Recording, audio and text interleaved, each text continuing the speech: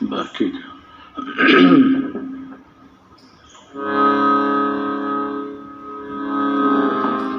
अखण्डमण्डलाकारं व्याप्तं येन चराचरं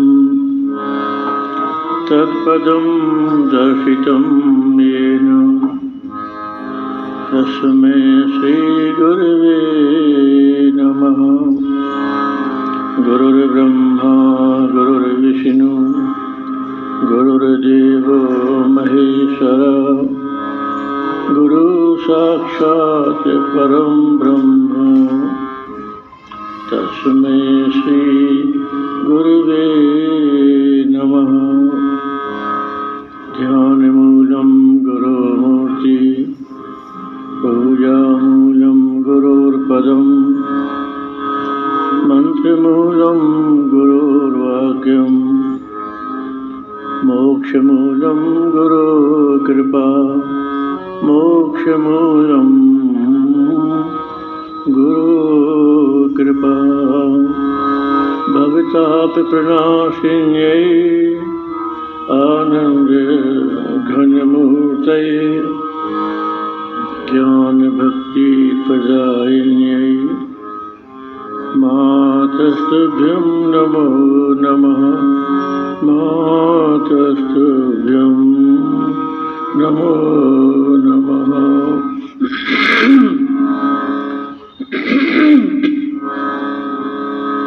बड़े प्रेम से श्री आनंदमयी माते सद्गुरुदेव भगवान की जय।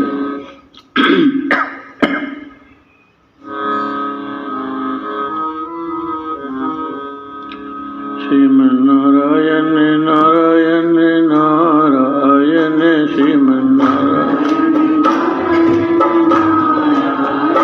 श्रीमन्नारायण नारायण नारायण श्रीमन्नारायण श्रीमन्नारायण नारायण नारायण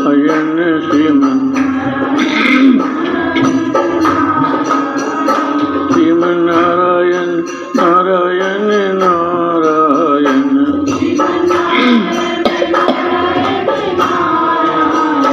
श्रीमन्नारायण नारायण नारायण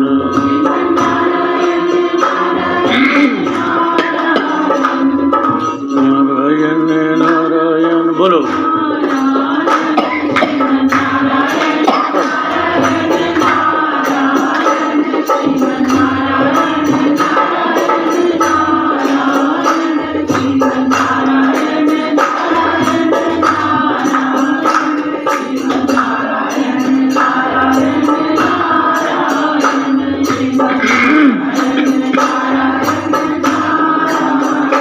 श्रीमन्नारायण नारायण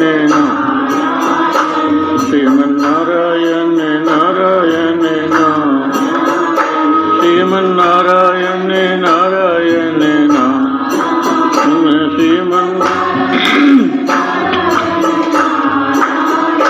श्रीमन्नारायण नारायण नारायण श्रीमन्नारायण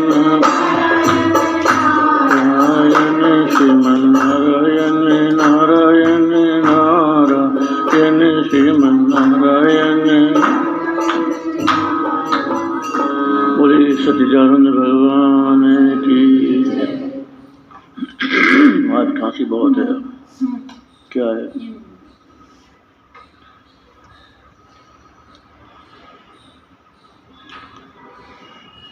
तुम्हारे कितना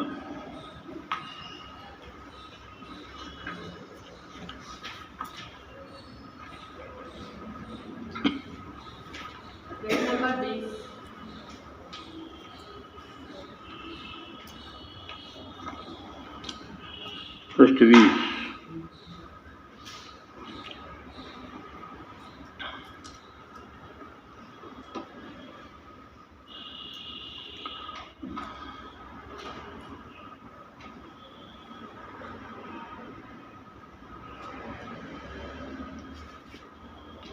मैं शरीर नहीं हूँ, मैं हूँ शरीर नहीं। मैं हूँ सत चित आनंद अस्थि भाति प्रिय। ये मेरी पहचान है। सत्संग के पहले, अपने आप को जानने के पहले, गुरु का उपदेश मिलने से पहले मैंने आपको गलत रूप में पहचाना। उपदेश मिला, मेरे को अपने सच्चे स्वरूप की पहचान हुई। मैंने जाना कि मैं क्या नहीं हूँ और क्या हूँ।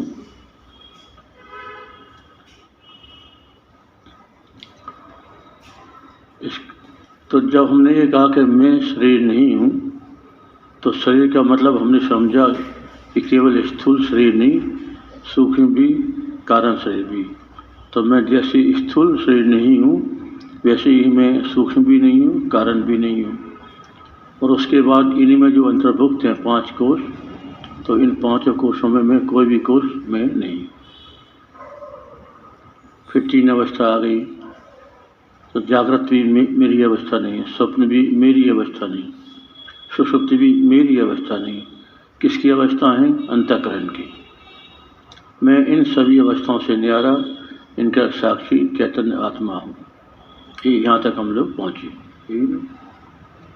अब आगे का प्रसंग चलते। यद्यपि हो चुका एक बार, लेकिन फिर भी पुनरावृत्ति करना कोई दोष की बात नहीं है, उससे विद्या पक्की होती है।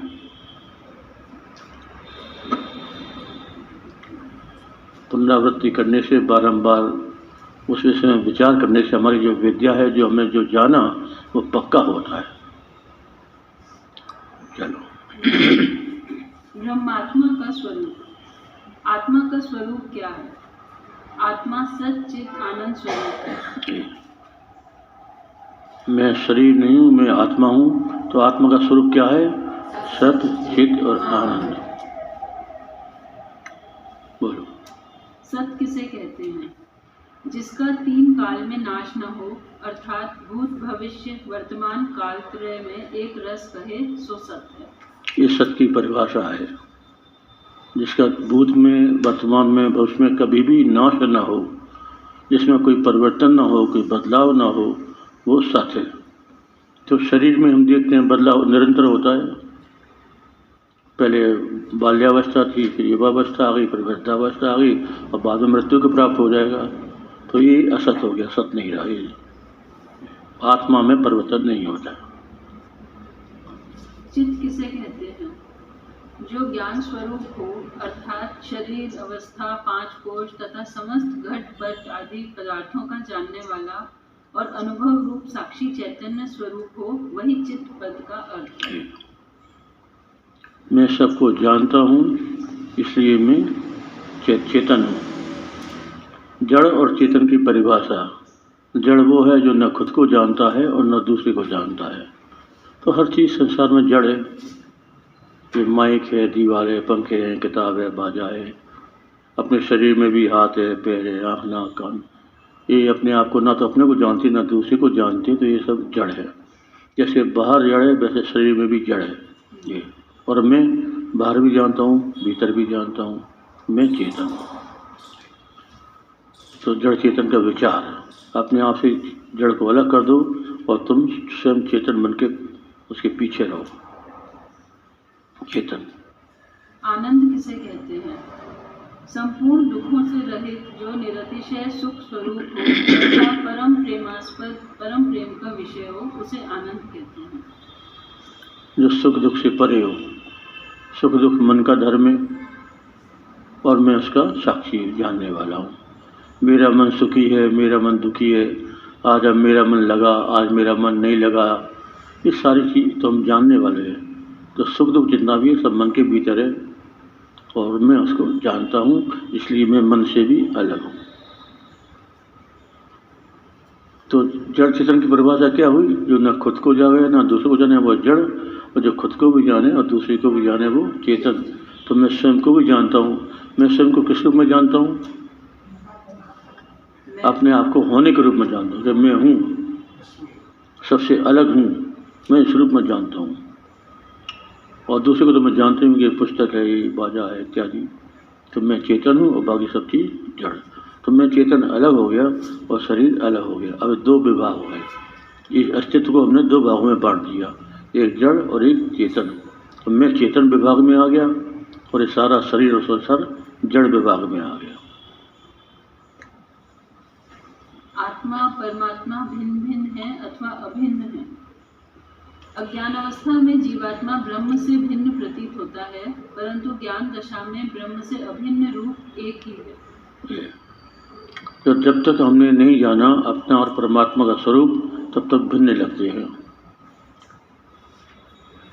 जब जान लिया तो अभिन्न हो गए।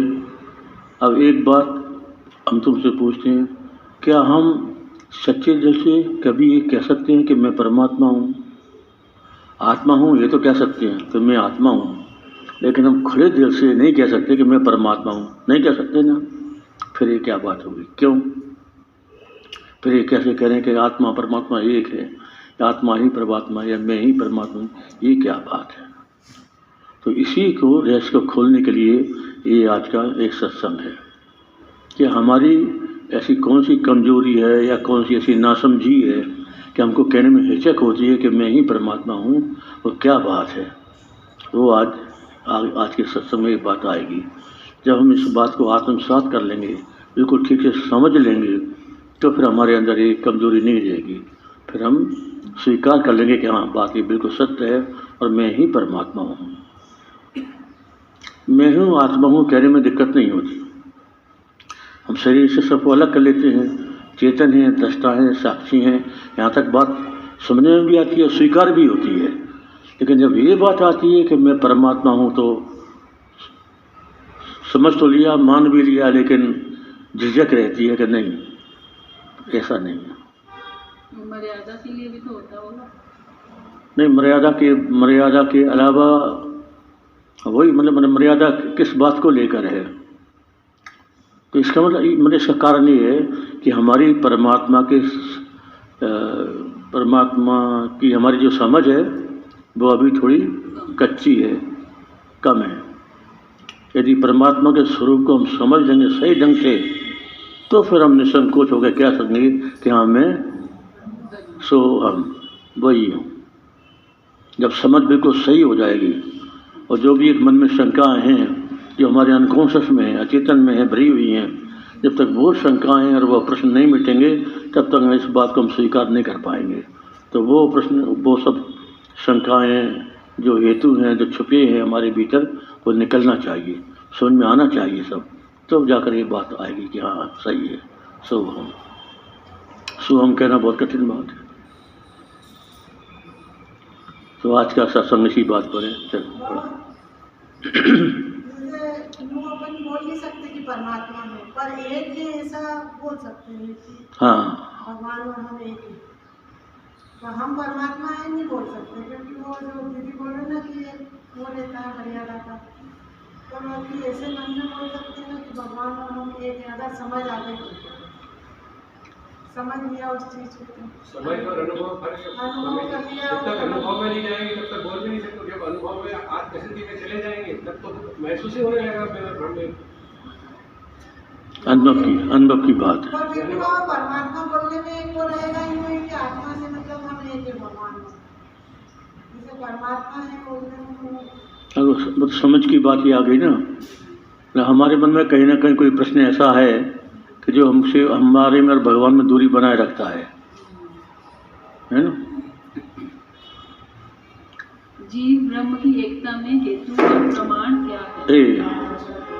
अब प्रश्न ये आया कि जीव ब्रह्म की एकता में हेतु क्या है, कि आत्मा परमात्मा एक कैसे हैं, जीव और ब्रह्म एक कैसे हैं, ये इसको तुम समझो।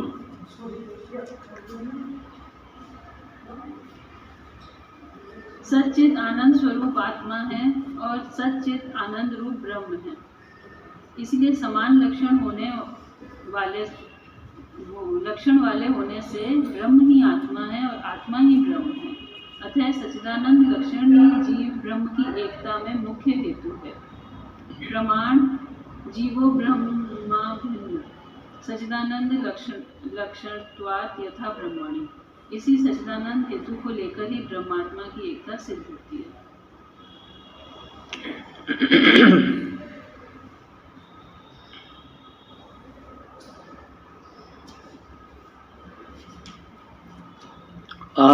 परमात्मा की एकता कैसे सिद्धि की गई? क्योंकि दोनों में लक्षण समान है।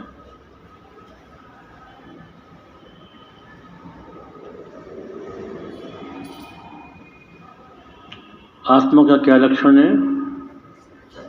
सत्य, चित्त और आनंद। और परमात्मा का क्या लक्षण है? अस्थि, भाति, प्रिय। तो अब दोनों को एकता करो। जो सत्य माने अविनाशी और अस्थि माने भी अविनाशी, जिसका नाश नहीं होता, तो ये लक्षण मिल गया। दूसरा चित्त माने चेतन, जो जानता है, और भाति माने भी चेतन, जो स्वयं प्रकाश है, भासता है, तो दूसरा लक्षण मिल गया। तीसरा आनंद और प्रियत्व, तो परमात्मा और आत्मा आनंद स्वरूप है और परमात्मा प्रिय माने आनंद स्वरूप है, दोनों एक ही बात है। तो ये सारे लक्षण मिलने से आत्मा परमात्मा एक होती है। दृष्टांत देते हैं घटाकाश और मठाकाश। शब्द दो हो गए, घटाकाश, मठाकाश। तो दोनों में आकाश तो एक ही है। घट और मठ, घड़े और मठ माने ये मकान। तो ये जो दीवालें की उपाधि आ गई इसलिए वो मठाकाश कहने लगा, और घड़े में कपालों की उपाधि आ गई तो घटाकाश कहने लगा। इधर से घट फोड़ दो, उधर से दीवालें तोड़ दो, तो आकाश आकाश एक हो गया। तो इसी प्रकार से ये जो जीव है वो भी साक्षी चेतन है, जो परमात्मा है वो भी साक्षी चेतन है। तो साक्षी चेतन की दृष्टि से दोनों एक हैं। और हमको जो भिन्नता प्रतीत हुई घटाकाश मठाकाश की भांति उपाधि के कारण, तो यहाँ उपाधि हैं दो। जीव की उपाधि है अविद्या और ईश्वर की उपाधि है माया। तो उधर से माया हटा दो, इधर से अविद्या हटा दो, तो जीव और ईश्वर एक हो जाते हैं। तो उपाधि के कारण हमको भिन्नता प्रतीत होती है। अच्छा, अब उपाधि करने के बाद ये भी आ गई कि देखो उपाधि का जैसी उपाधि होती है वैसी उसकी क्षमता भी होती है। जैसे घड़ा है, अब घड़े में तुम कितना अनाज भरोगे? इतना इतना। और मठाकाश में ज़्यादा अनाज भर दिया, तो कम अनाज भरना और ज़्यादा अनाज भरना ये उपाधि कारण हुआ कि आकाश कारण हुआ? आकाश तो वही है, लेकिन दोनों की सामर्थ्य बढ़ गई। एक की सामर्थ्य कम हो गई और एक की सामर्थ्य बड़ी हो गई। तो तो इसी प्रकार ईश्वर में जो सामर्थ्य है वो माया के कारण है। ईश्वर सर्वज्ञ है, सर्वव्यापक है, एक है, सर्वशक्तिमान है। ये जो सारी बातें हैं जिसके कारण हमको झिझक होती है कि मैं परमात्मा कैसे हो सकता हूँ। तो ये झिझक क्यों हुई? क्योंकि मैंने उपाधि के धर्मों को पकड़ लिया। जीव की उपाधि अविद्या है, और इस अविद्या का कारण लगता है मैं अल्पज्ञ हूँ, मैं अल्प शक्ति वाला हूँ, मैं नाना हूँ, मैं परछिन्न हूँ, ये ऐसी। तो हमको जो अपने परछिन्नता की और नानात्व की ये जो उपाधि अल्प शक्ति बने की अल्पज्ञता की जो प्रतीति हुई वो हमको उपाधि के कारण है। यदि हम इस उपाधि पर ध्यान न दें और हम अपने वास्तविक स्वरूप में रहें कि मैं तो साक्षी चैतन्य हूँ, तो फिर हमको ईश्वर से भेद प्रतीत नहीं होगा। क्योंकि उपाधि से हमारा ध्यान हट गया, ईश्वर की उपाधि से भी ध्यान हट गया कि वह माया है। माया के कारण ईश्वर सर्वज्ञ है, सर्वशक्तिमान है, तो वो व्यापक है, एक है। ये उपाधिगत भेद है। उधर से माया को हटा दो, इधर से अविद्या को निकाल दो, तो जो बचा वहाँ भी ईश्वर साक्षी है, यहाँ भी जीव, यहाँ भी साक्षी ईश्वर जीव साक्षी है। तो साक्षी चैतन्य की दृष्टि से ईश्वर और जीव दोनों एक है।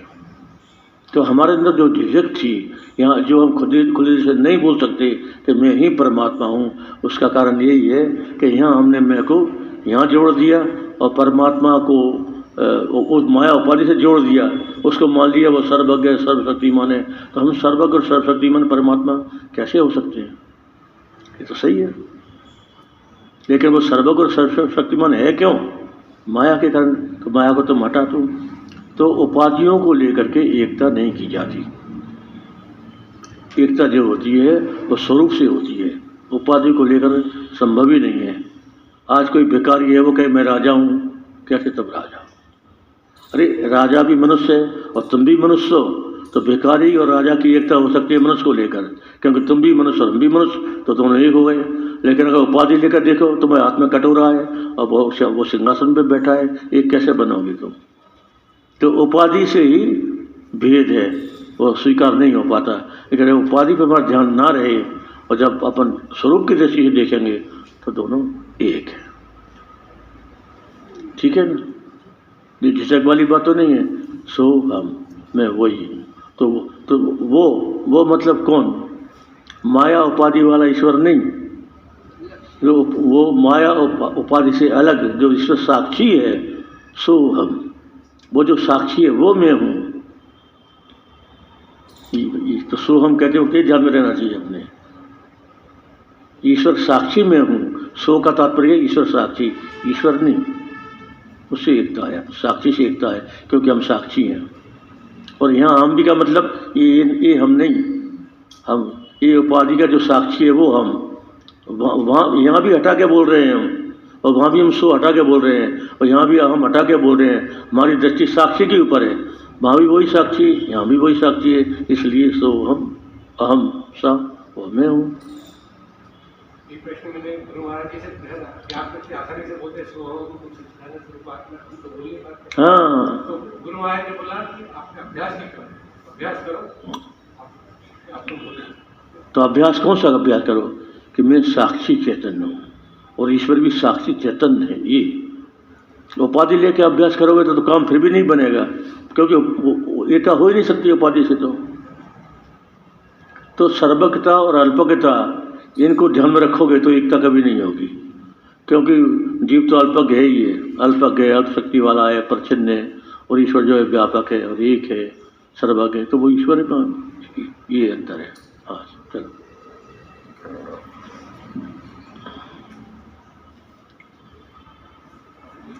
जीव ब्रह्म की एकता बोधक श्रुति वाक्य कौन से हैं? हाँ, अब इस किसी के मन में प्रमाणगत संशय हो कि भाई ऐसे प्रमाण क्या है इस बात का, युक्ति से तो मिल गया क्या, क्योंकि लक्षण एक है इसी दोनों में एकता है। लेकिन इसी की किसी में प्रमाणगत संशय है कि भाई किस शास्त्र में लिखा है कि दोनों एक है, वो प्रमाण दो हमको। तो उसके लिए फिर यही बात आ रही है।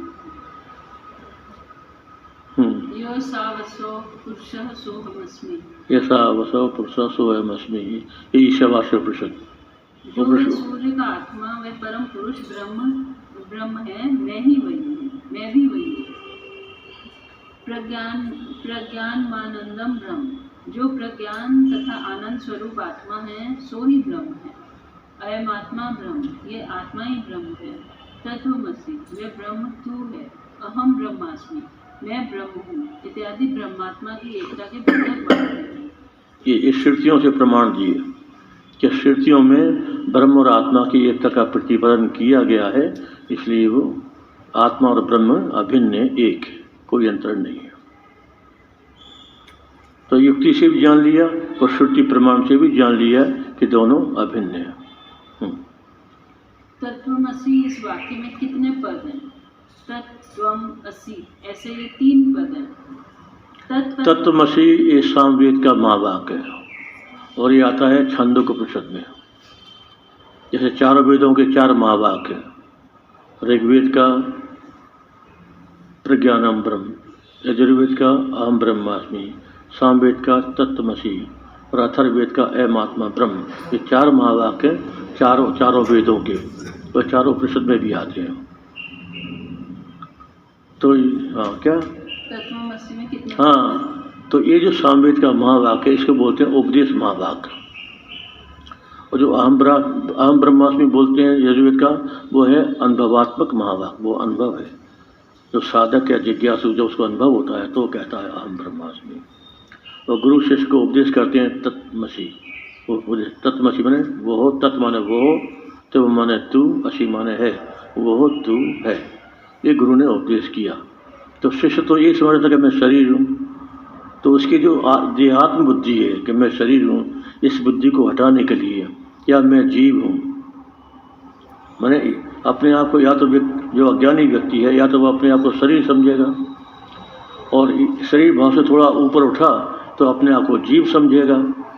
तो उसके शरीर भाव को और जीव भाव को मिटाने के लिए गुरु उपदेश करते हैं तू वो है। वो है तू मतलब तू ना तो शरीर है और ना तू जीव है, तू तो ब्रह्म ही है, परमात्मा ही है, वही है। तो इस विषय को लेकर फिर बहुत सारे प्रश्न खड़े होंगे, ऐसा कैसे हो सकता है? मैं तो जन्म मरण के चक्कर में फंसा हुआ हूँ, सुख दुख का भोगता हूँ, करता हूँ, ये हूँ वो हूँ, मैं परछिन्न हूँ, अल्पज्ञ हूँ, अल्पशक्ति वाला हूँ। भगवान तो सृष्टि कर सकते हैं, पालन कर सकते हैं, संहार कर सकते हैं, मैं तो कुछ भी नहीं कर सकता, तो मैं वो कैसे हो सकता हूँ? ऐसे बहुत से प्रश्न उसके मन में आएंगे। यदि किसी का शास्त्रों का पठन किया है तो फिर शास्त्र के दिमाग में उसकी बात में घूमेगी कि वहाँ तो ऐसा ऐसा कहा है, दो आश्रय पढ़ना कि दो एक पक्षी बैठे, एक डगाल पर दो पक्षी रहते हैं, तो दो पक्षी की बात कैसे आ गई अगर वो एक ही है? तो ऐसे बहुत सारे प्रश्न हो सकते हैं। तो उन प्रश्नों की जो निवृत्ति है वो फिर शिष्य पूछता जाता है, गुरु उसका समाधान करते जाते हैं, और धीरे धीरे धीरे धीरे उसके सारे प्रश्नों का उत्तर मिल जाता है, सारी शंकाओं का समाधान हो जाता है उसका। तो ये मतलब एक गुरु और शिष्य के सत्संग से ही होता है, जिज्ञासा और समाधान, जिज्ञासा और समाधान, तभी जाकर के सारे प्रश्नों की निवृत्ति होती है। तो अपने मन में कोई भी प्रश्न, कोई भी शंका इस बात की हो तो अपने को गुरु से तत्काल पूछना ही चाहिए, तभी हमारी वो शंका मिटेगी। जैसे अपने को संकोच हुआ, मैं कैसे कह सकता मैं परमात्मा हूँ, शंका हो गई ना, तो मतलब हमारे मन में कोई बात थी, ऐसी कोई गांठ थी कि मैं स्वीकार नहीं कर पाता कि वो है, मैं वो हूँ। तो अब आप गुरु के सामने पर नहीं रखेंगे तो वो गांठ खुलेगी कैसे? वो तभी खुलेगी जब तुम अपनी शंका गुरु के सामने रखोगे कि ऐसा कैसे हो सकता है। तो फिर गुरु बताएंगे कि देखो गांठ तुम्हारी कहाँ गांठ है, उसको तुम कैसे खोल सकते हो, इसको खोलो। इससे, इस प्रश्नोत्तर से शंकाओं का समाधान होता है और हमको अनुभूति का रास्ता मिलता है कि हाँ, उसके अनुभव का ये उपाय है। हम ऐसे अनुभव कर सकते हैं कि हम वही हैं। यहाँ बिना गुरु के काम नहीं चलता, क्योंकि ये गांठ सबसे बड़ी है, और जितने ही हम गुरु के बिना सुलझाते हैं उतने ही उलझ जाती है और ज़्यादा। गांठ पे गांठ, गांठ पे गांठ, गांठ पे गांठ लगती जाती है। बिना गुरु की सहायता के अगर अपन खोलेंगे तो अपन तो दूसरी एक गांठ और लगा देंगे उसमें। इसलिए गुरु की जरूरत है। हाँ, अर्थ का अनर्थ कर देंगे। वो जो लिखा है उसका अर्थ कुछ और है और तुम समझ कुछ और रहे हो। इसलिए कहते हैं तद विज्ञानार्थम सगुरुमेवा विगच्छेत श्रोत्रियम ब्रह्मनिष्ठ। उस परमात्मा के ज्ञान के लिए गुरु के पास जाओ, श्रोत्रिय हो, ब्रह्मनिष्ठ हो, वो तुम्हारे इस प्रश्न का समाधान करेंगे, तब उसका विज्ञान होगा, अनुभव होगा।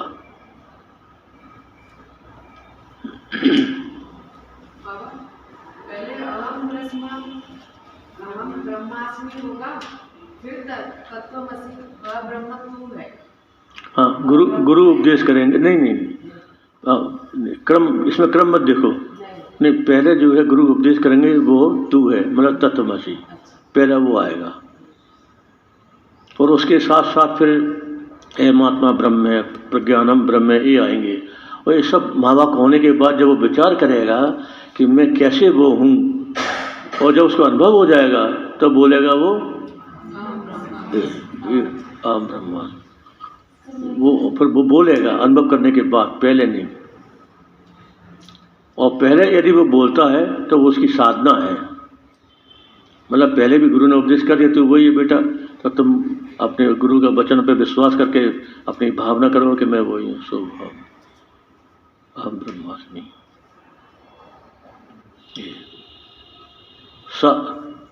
वेद शास्त्र क्या है, गुरु और शास्त्रों के वचन सत्य हैं, उसमें विश्वास करने का नाम श्रद्धा, और श्रद्धावान लभते ज्ञानम, श्रद्धावान को लाभ होता है।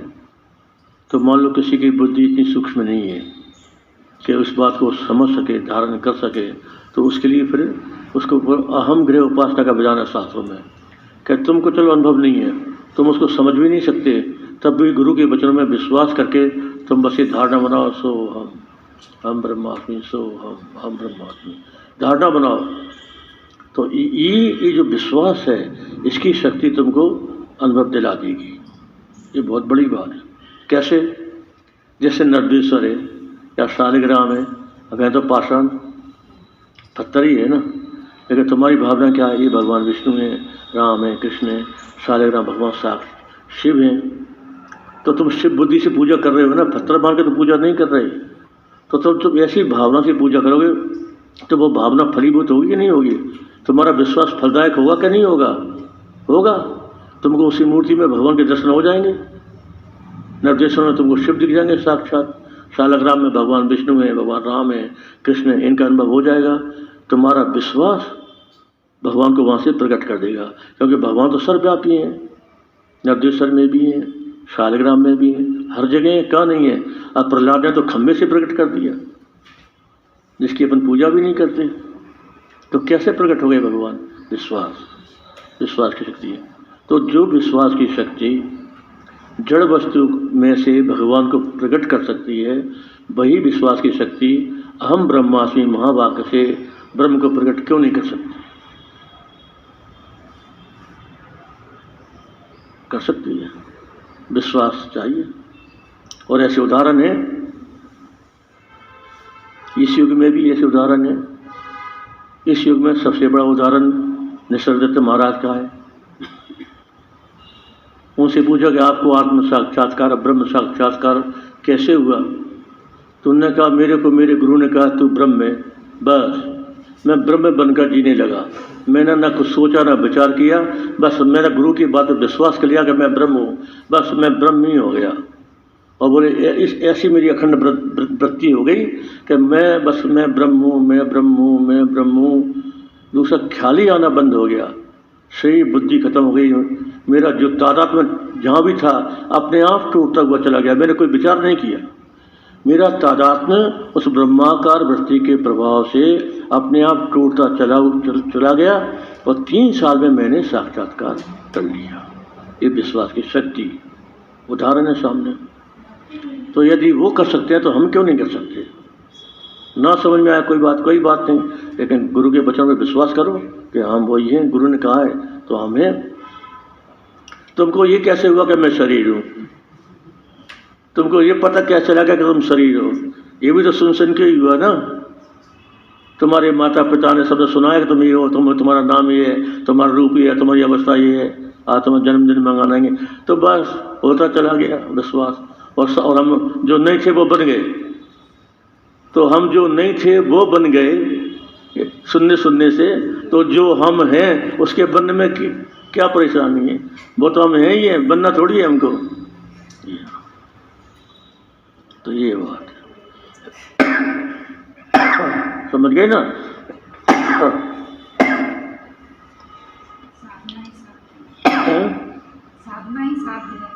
हाँ, साधना ही साध्य है, बिल्कुल। तो गुरु के वचन पे जो डट गया उसका जन्म मरण का बंधन जरा सा जोर से बोल जा रहा है, गुरु के वचन में जो डट गया उसका जन्म और मरण का बंधन कट गया। चलो, विश्वास की शक्ति। तत्पद का वाच्यार्थ और लक्ष्यार्थ क्या? हाँ, ये अब आ रही है टेक्निकल बातें, बहुत ध्यान से सुनना। अगर मन जरा भी भटक गया तो तुम पकड़ नहीं पाओगे। तत्पद का वाच्यार्थ ईश्वर और लक्ष्यार्थ शुद्ध ब्रह्म है। पानी पी ले।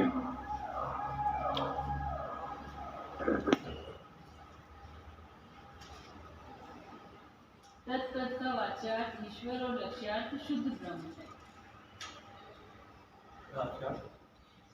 ईश्वर और लक्ष्यार्थ शुद्ध ब्रह्म। तत्वमसी महावाक्य में 3 पद हैं, शब्द हैं, तत्, त्वम और असि। इनको ध्यान में रखना बिल्कुल। तत्, त्वम, असि, वो तू है, ब्रह्म ईश्वर जीव है, मन दोनों की एकता। तो अब तत्, अभी पहला पद ले रहे हैं तत्, तो इसका वाच्यार्थ क्या है और लक्ष्यार्थ क्या है? अब वाच्यार्थ लक्ष्यार्थ की बात इसलिए आ रही है कि तत् माने होता है वो हो, तो वो क्या? भगवान है कि ईश्वर है कि ब्रह्म है कि आत्मा है कि मतलब वो क्या, तो वो को समझाने के लिए यहाँ दो बातें कही, वाच्यार्थ और लक्ष्यार्थ। तो तत्पद का वाच्यार्थ जो होता है वो है ईश्वर। ईश्वर कौन है ना, क्या है नहीं है ना, तत्पद का वाच्यार्थ ईश्वर। तो ईश्वर कौन, जो सर्वज्ञ है, सर्वशक्तिमान है, जो सृष्टि करता है, पालन करता है, संहार करता है, जीवों का कर्मफल देने वाला है, जो एक है, जो व्यापक है, अखंड है। ऐसा जो सर्वशक्तिमान परमात्मा है वो है तत्पद का वाच्यार्थ। और क्यों है वो, माया के कारण। तो तत्पद का वाच्यार्थ हो गया ईश्वर। देखो वेदांत में ईश्वर में और ब्रह्म में भेद करते हैं। एक ही ब्रह्म माया उपाधि से ईश्वर कहलाता है। ब्रह्म माया से उपाधि से हो गया ईश्वर। यदि इसमें से उपाधि हटा दो तो फिर वो हो गया ब्रह्म। तो ईश्वर क्या हो गया, ब्रह्म और माया, ब्रह्म प्लस माया बराबर ईश्वर। उसमें से अगर माया हटा दी तो फिर वो ब्रह्म है। तो माया उपाधि से जो रहित है उसको बोलते हैं पर ब्रह्म, और माया उपाधि से जो युक्त है उसको बोलते हैं अपर ब्रह्म। ब्रह्म के दो भेद, एक पर ब्रह्म और एक अपर ब्रह्म। अपर ब्रह्म माने ईश्वर, अपर ब्रह्म, और वो पर ब्रह्म में शुद्ध ब्रह्म जिसमें माया उपाधि नहीं है। तो यहाँ तो तत्पद का वाच्यार्थ हो गया ईश्वर, मतलब माया उपाधि आ गई, और तत्पद का लक्ष्यार्थ हो गया ब्रह्म, जहाँ माया उपाधि नहीं है, मतलब शुद्ध चैतन्य, वो उसका लक्ष्यार्थ है।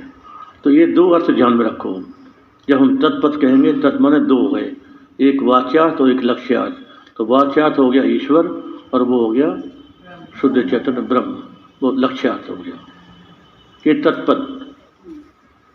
ऐसे त्रिवम पद, ईश्वर के देश काल वस्तु शरीर तथा ईशपने के अभिमानी एवं कार्य तथा धर्म कौन कौन है। एक कोष्टक में आई शायद बात। कोष्टक में विराट ईश्वर के शरीर है। नहीं अभी नहीं, इच्छा जाओ, कोष्टक अपन बाद में देखेंगे। अब पहला त्रिवम पद का, त्रिवम पद का वाच्यार्थ और लक्ष्यार्थ क्या है। अब तत्पद के दो अर्थ की, वाच्यार्थ लक्ष्यार्थ। इसमें त्रिवम पद के भी दो अर्थ हो गए, वाच्यार्थ और लक्ष्यार्थ। तो अगर अविद्या उपाधि से युक्त करोगे तो जीव का वाच्यार्थ हो गया। वो अविद्या से युक्त होकर के चैतन्य वो हो गया, उसका जीव वाच्यार्थ हो गया। और लक्ष्यार्थ कौन सा है, कूटस्थ चैतन्य, जहाँ अविद्या उपाधि नहीं है। तो अविद्या उपाधि को अलग कर दो तो उसका वो लक्ष्यार्थ हो गया। तो वहाँ समष्टि में अपन ने माया उपाधि कर दी तो लक्ष्यार्थ हो गया, माया उपाधि जोड़ दी तो वाच्यार्थ हो गया। और यहाँ भी ऐसा ही है, यदि अपन ने अविद्या उपाधि से अलग कर दिया तो लक्ष्यार्थ हो गया, और अविद्या उपाधि को जोड़ दिया तो वो वाच्यार्थ हो गया।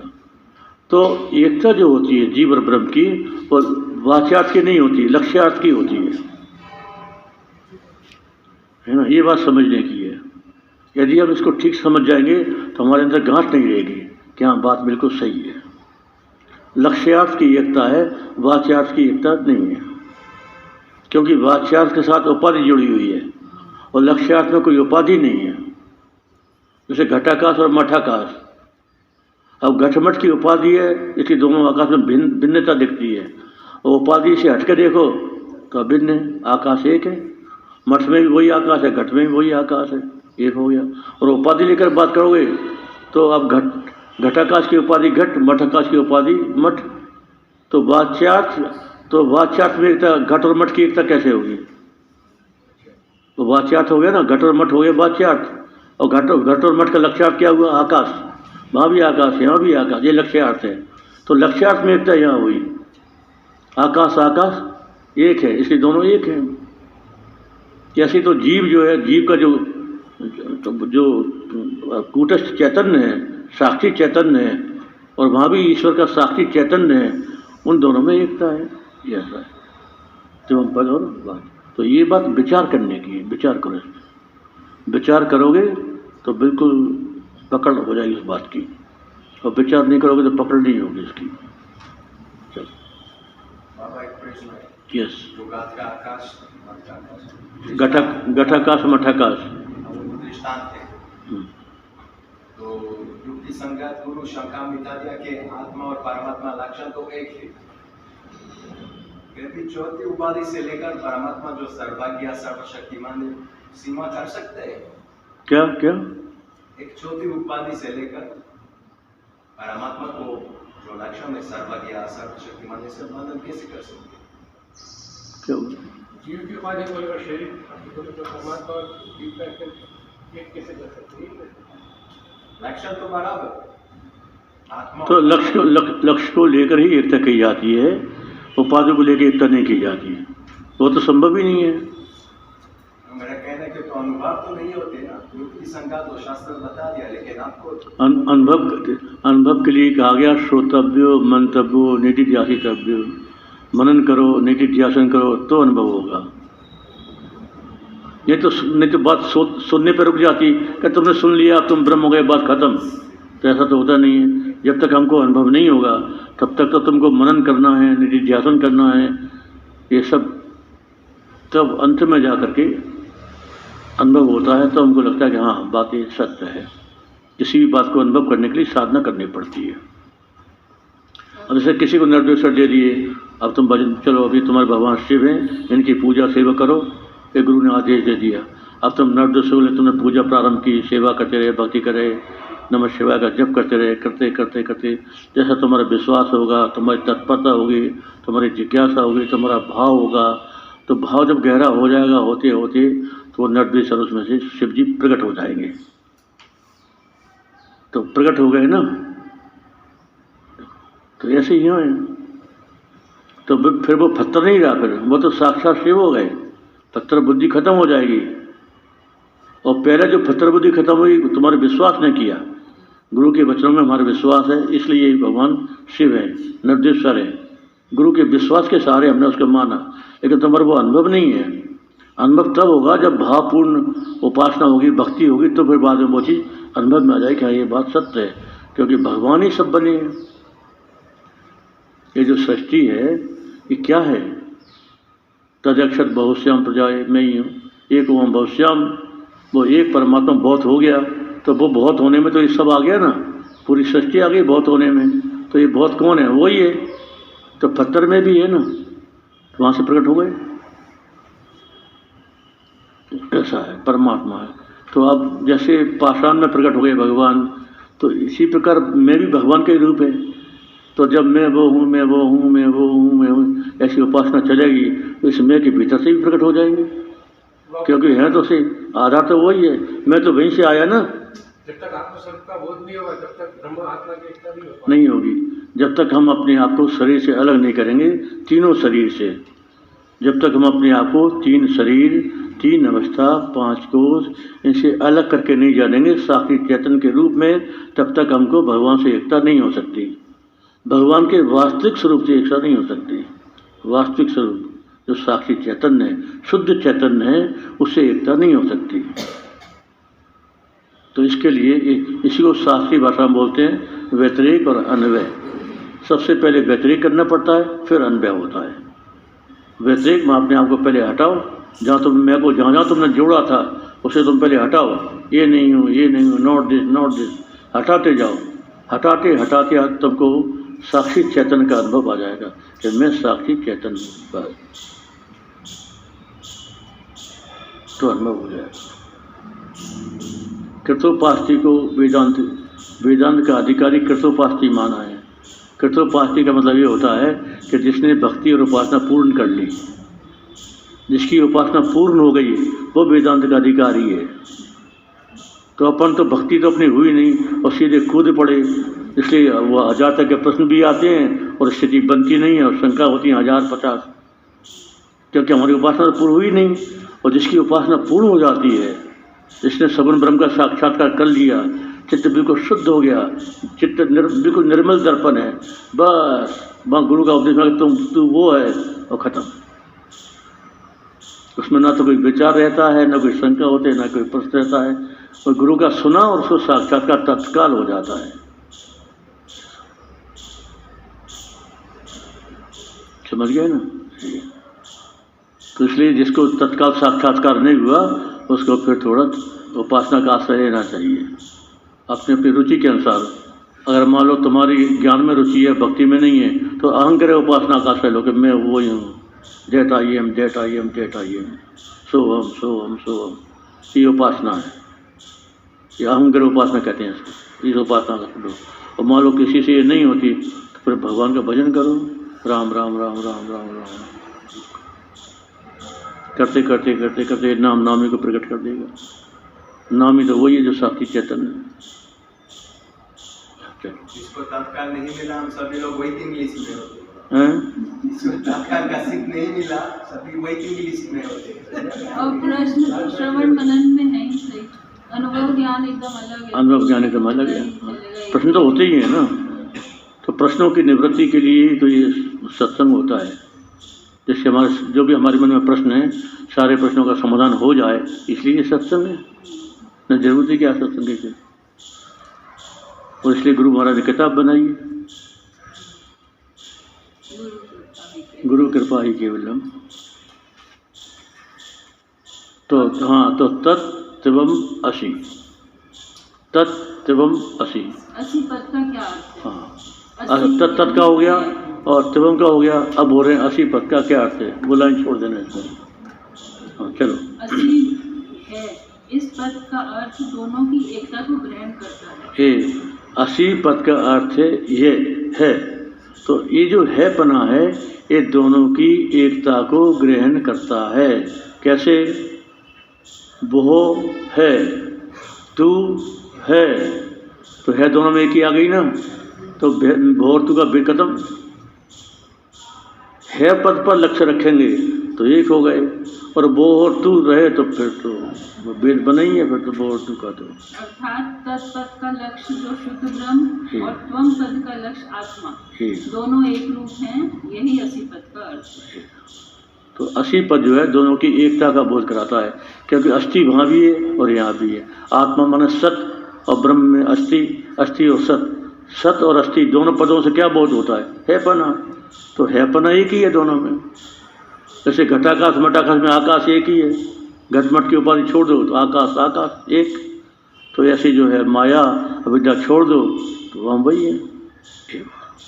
बस आज इतना ही करते हैं। आज बस अब आज जो है तत्वमसी महावाक्य का चिंतन करना सब लोग, तत्व बार बार इसे विचार करना।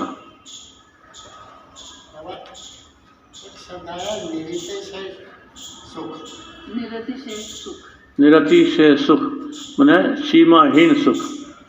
हाँ, असीमित, असीम, हाँ, जिसकी कोई सीमा नहीं है, निरतिशय सुख। तो परमात्मा की प्राप्ति से जो सुख होता है वो निरतिशय सुख मिलता है, वो समाप्त नहीं होता। जैसे संसार का सुख समाप्त हो जाता है, आता है और चला जाता है, तो आने और जाने वाला सुख है, और परमात्मा का सुख आने और जाने वाला नहीं है, वो तो एक बार आ गया तो आ गया बस। तो कहाँ तक हो गया? अब वो 2 कोष्टक रह गए, बस 23 पेज पर है।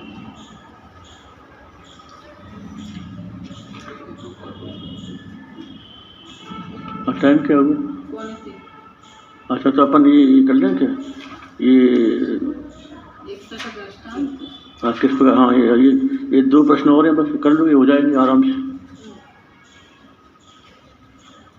ब्रह्म और आत्मा की एकता में दृष्टांत क्या है? हाँ, अब दृष्टांत सुनो अब। हाँ, जैसे घटाकाश और मठाकाश वास्तव में एक है, जैसे गंगाजल और लोटे का जल स्वरूप से एक है, या जैसे महासागर का जल और नदी नाले का जल एक रूप है। दृष्टांतों पर ध्यान देना, कितने सरल हैं। लोटे का जल और गंगा जल एक ही हो गए ना, जल जल तो एक ही है, और लोटे पर दृष्टि है तो फिर अलग दिखेगा अपने को। तथा जैसे गैस के भीतर का प्रकाश रूप अग्नि और छोटे दीपक की अग्नि स्वरूप से एक है, जैसे बड़े देश का राजा और छोटे गांव का स्वामी जमींदार मनुष्य रूप से एक है, इस प्रकार ब्रह्म और आत्मा की एकता में अनेक दृष्टांत हैं। इतने सारे दृष्टांत दे दिए, इसे विचार करो, चिंतन में सहायक है। ब्रह्मात्मा की एकता का किस प्रकार निश्चय करना चाहिए? जो सर्वत्र व्यापक ब्रह्म है सो मैं आत्मा हूँ, और जो देहस्थ आत्मा है सो ही ब्रह्मांड में व्यापक ब्रह्म है। इस प्रकार दोनों की एकता का चिंतन करना चाहिए। अहम ब्रह्मास्मि अर्थात मैं ब्रह्म हूँ।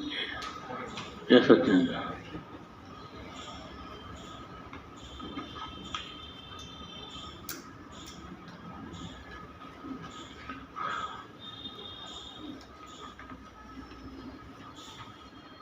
आपको सत्यम ज्ञानम करा दीजिए।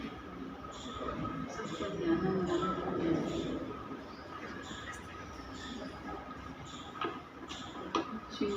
30 पेज निकालो।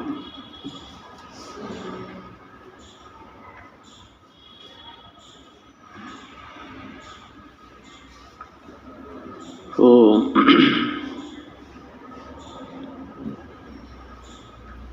पूरा वेदांत तत्वमसी वाक्य में आ गया। इसके आगे कुछ नहीं, इसी का विस्तार है पूरा वेदांत। तत्व त्वम रसी बस। अब भजन लो चलो। 25 श्रीमान जी आप क्या ढूंढ रहे हैं उसमें? देख रहे हो कि किसका कॉल तो नहीं आ गया? हाँ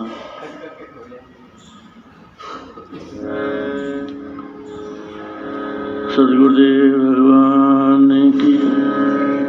शिवो हम शिवो हम शिवो हम शिवो हम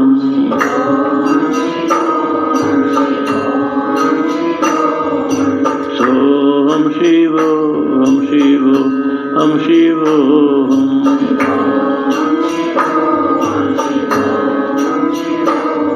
नहीं बुद्धि मन भी नहीं चित हूँ मैं।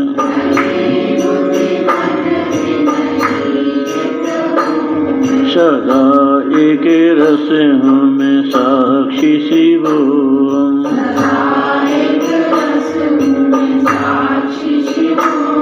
न मैं ज्ञान इंद्री नहीं कर्म इंद्री।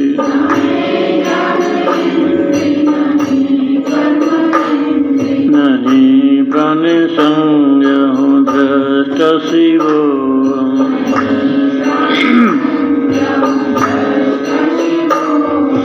तन भी नहीं हूँ न तन भी है मेरा।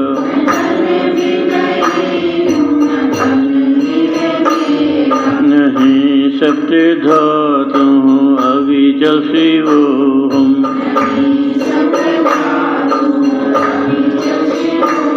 न मैं पंच वायु नहीं पंच कोश।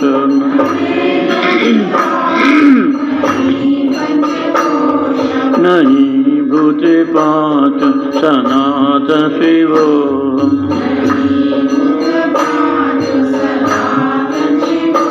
है मुझ में नहीं लोभ मोह आदि कुछ भी है मुझ में। सदा देशी रागों से न्यार शिवोम।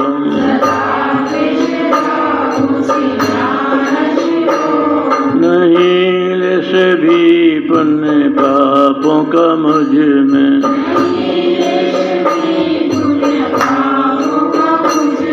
अकर्तय भोक्तय जन्म शिवोम।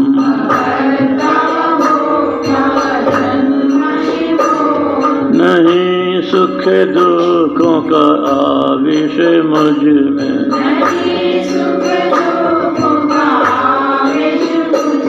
नहीं वर्ण आश्रम का बंधन शिवोम।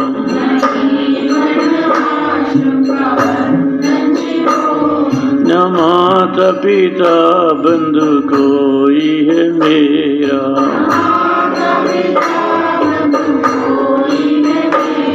सभी भूत प्राणी का कारण शिवोम।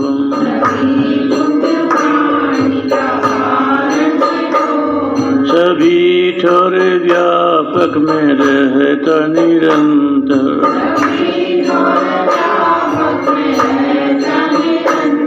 सभी में सभी से निराला शिवोम।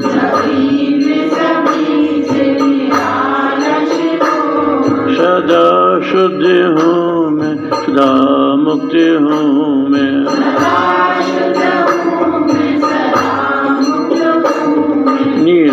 निराकार मैं निर्विकारी शिवोहम।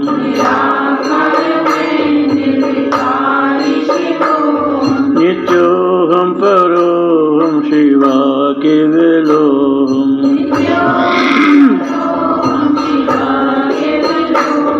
ये सतगुरु की वाणी सदा ही शिवोहम।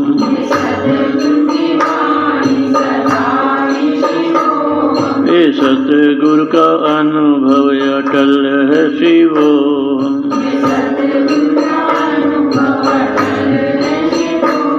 सभी ब्रह्म ऋषियों का अनुभव शिवोहम।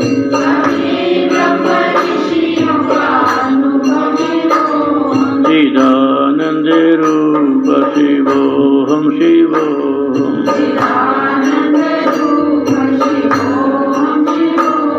शिवोहम शिवोहम शिवोहम शिवोहम।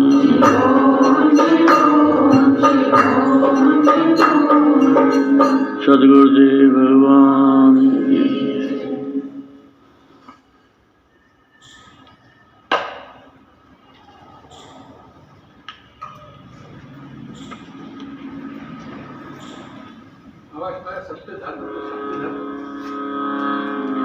सर्वे भवन्तु सुखिनः सर्वे सन्तु निरामया सर्वे भद्राणि पश्यन्तु मा कश्चित् दुःखभाग् सभी सुखी होवे सदा होवे सभी निरोग सबका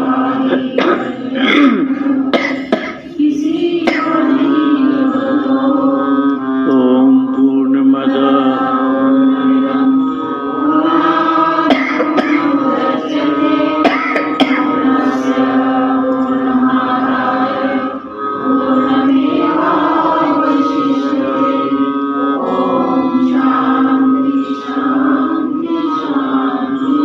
हरि ओम तत्सत्। श्री श्री आनंदमयी मां सद्गुरुदेव भगवान की।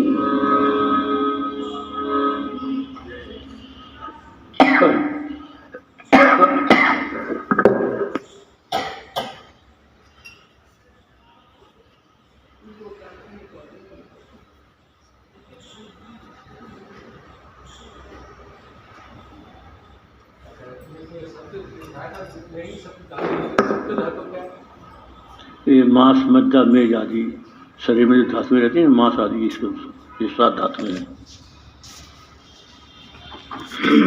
इसका जो अपन कीर्तन करते हैं ना इसमें जो शब्द आए उस पर भी तुम लोग विचार किया करो।